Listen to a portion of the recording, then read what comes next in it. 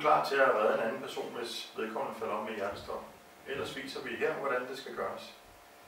Det første, du skal gøre, er at smertepåvirke, ruske. Hallo? Er du vågen? Der sker ingenting. Så skal vi undersøge vejrtrækningen. Hovedet tilbage til naturlig modstand. Ser på brystkassen. Lytter til vejrtrækningen og mærker på din egen kæng, om der er en udånding. Ingen vejrtrækning, lige med hjertestop. Herefter ringer vi 112 og starter vores hjertemassage.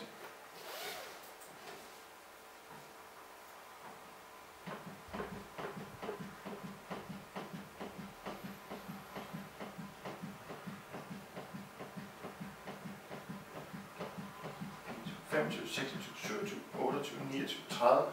30 tryk, og herefter 2 pust.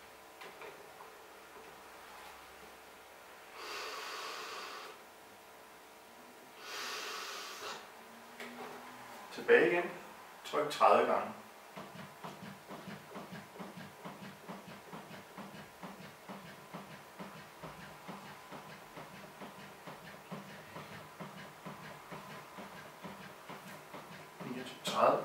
Og igen 2 pust.